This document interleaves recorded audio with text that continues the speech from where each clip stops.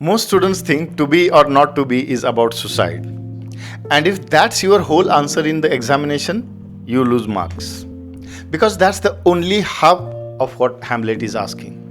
He is not simply choosing between living and dying, he is asking something much harder. Should I endure this or act against it? Should I suffer in silence or take arms and fight back? That single question is the entire play.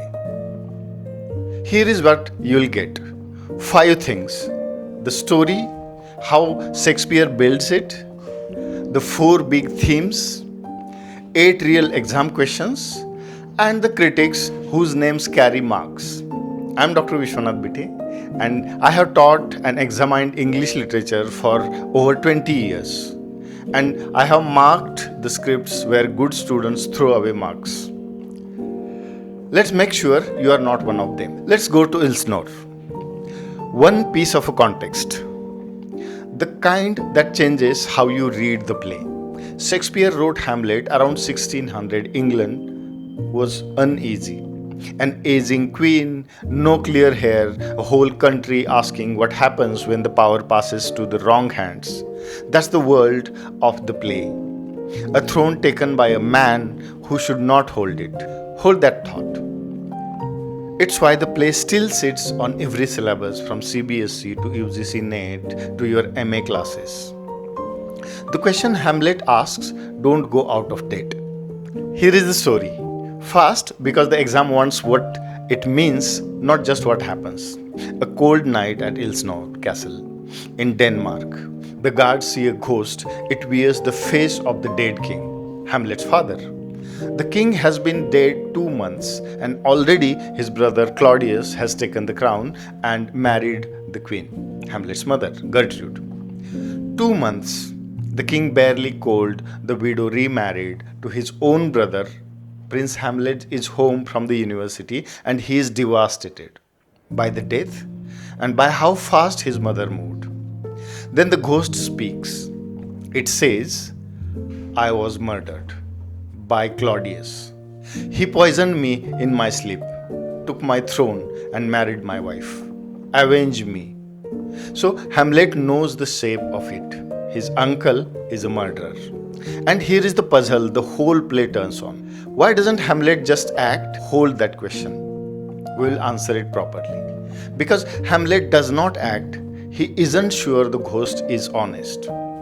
It could be the devil sent to damn him. He's a scholar, not a soldier, and he's trapped in a court where everyone is watching everyone. So he wears a mask. He puts on his words an antic disposition. He plays mad to investigate in a plain sight. He stages a play that reenacts his father's murder and watches Claudius' face. Claudius panics and walks out. That gives Hamlet strong confirmation, though Shakespeare never fully lifts the doubt about the ghost. Then comes the moment that decides everything. Hamlet finds Claudius alone, praying, undefended, the perfect chance, and he stops. Not out of mercy, the opposite. He reasons that a man killed at prayer might go to heaven. And Hamlet doesn't just want Claudius dead, he wants him damned. So he waits for a worse moment. And that delay is what kills everyone. He stabs Polonius by mistake, thinking it's Claudius behind the curtain. Ophelia breaks and later dies by drowning. Though the play leaves the circumstances deliberately unclear, her brother, Eliot, wants revenge. Claudius uses that grief to rig a duel. A poisoned blade, a poisoned cup. Gertrude drinks the poison meant for Hamlet and dies. Hamlet is cut by a poisoned sword. Eliot confesses the plot as he dies. Hamlet finally kills Claudius and dies himself. The stage is covered in bodies. And it happened because one man could not act, until acting no longer mattered.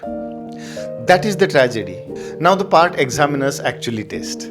Not what happens, how Shakespeare makes it happen. If this is helpful so far, subscribing is free. And on Friday, we do the same for Orwell's 1984. Start with structure. Hamlet is a 5-act tragedy. But here is a question worth asking. In most tragedies, the climax comes near the end. In Hamlet, it lands in Act 3. The play Hamlet stages to trap Claudius. Then 2 whole acts of consequences follow. Why would Shakespeare do that? Because this is a play about delay. And the structure itself delays. The shape of the play performs its own theme. That's the kind of a point that lifts an answer from summary to analysis. Next, the soliloquies. The speeches where Hamlet thinks aloud. And we hear his mind directly. There are several major ones. 4 matter the most for your exam. Oh, that this too solid flesh would melt. Grief.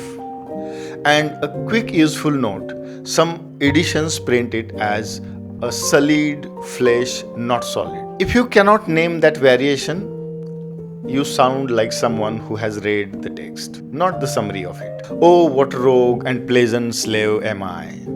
Self-disgust. To be or not to be, thinking against acting.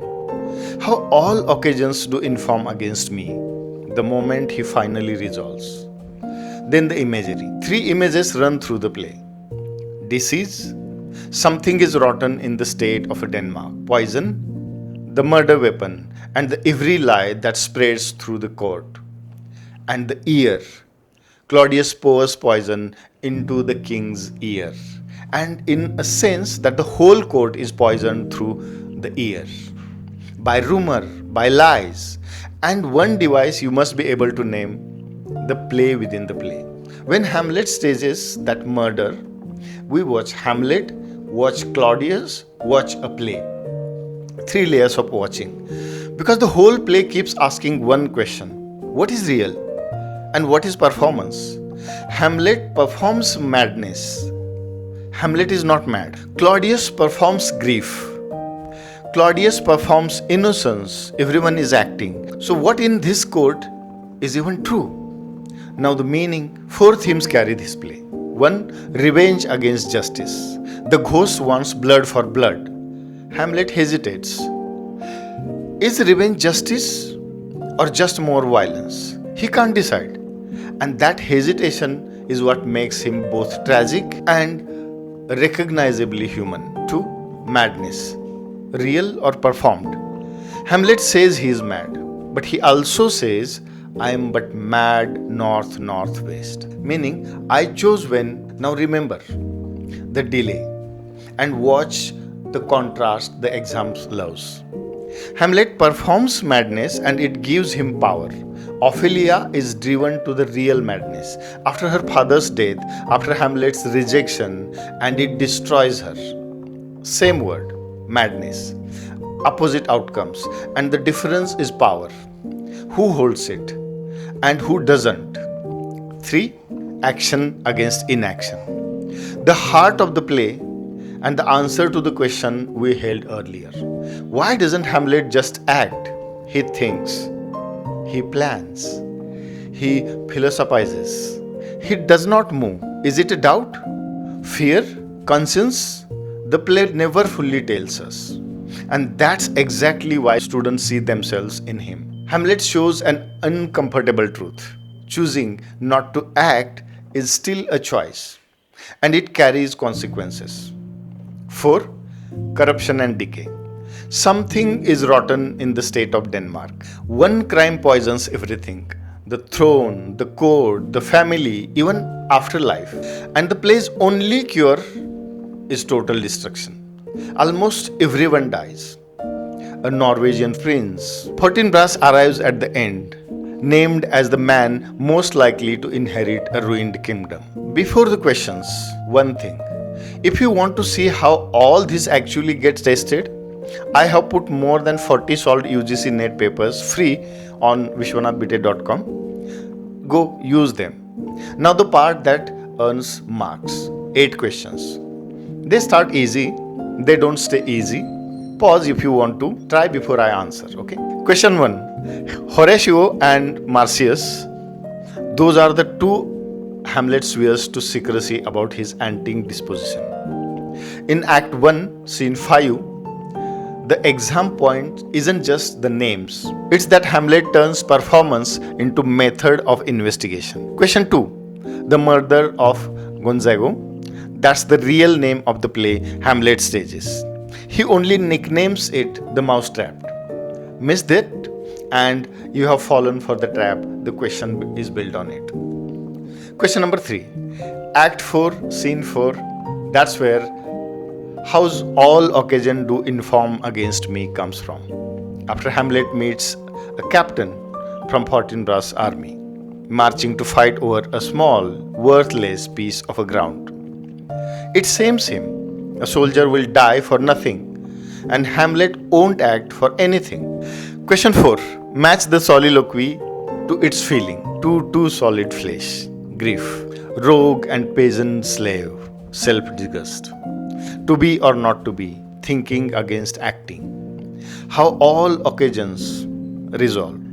If a question gives you the line, it wants the emotion. Question 5. Both true.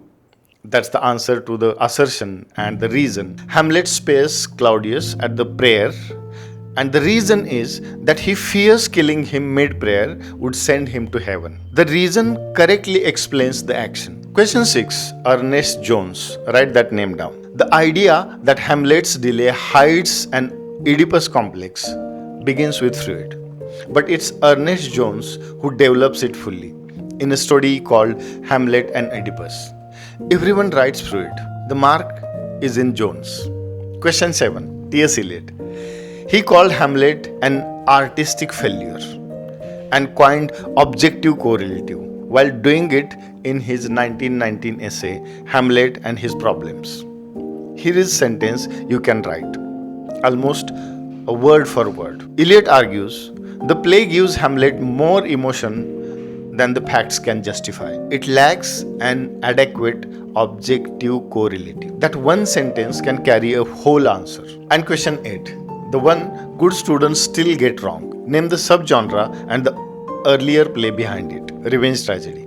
And Thomas Kyd's Spanish tragedy. Hamlet doesn't appear from nowhere. It grows out of the whole tradition of revenge plays. Show the examiner you know that lineage and you are writing like a scholar, not a student. So why does this one play own so much of the syllabus? Many critics read Hamlet as one of the first great portraits of modern individual. A person caught between an inherited duty, a private conscience, and his own power to choose. That's the frame.